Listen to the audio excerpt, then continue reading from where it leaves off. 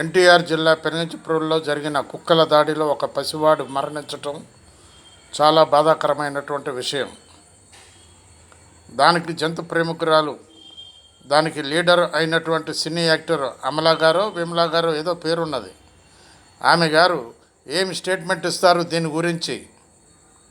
ఒకసారి మీ యొక్క స్టేట్మెంట్ని ప్రజలకు తెలియజేయవలసిందిగా మా యొక్క వార్తా విశ్లేషణ కార్యక్రమం కోరుకుంటుంది.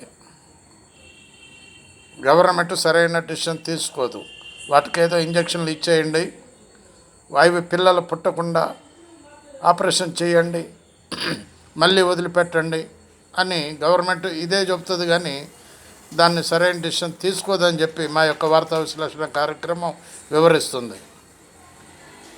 కాబట్టి మేము చెప్పేది ఏంటంటే ప్రజలే స్వయం నిర్ణయం తీసుకోవాలని చెప్పి,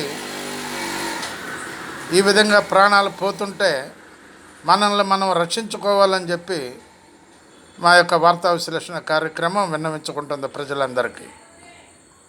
బాలసాని వీరప్రసాద్, హైదరాబాద్.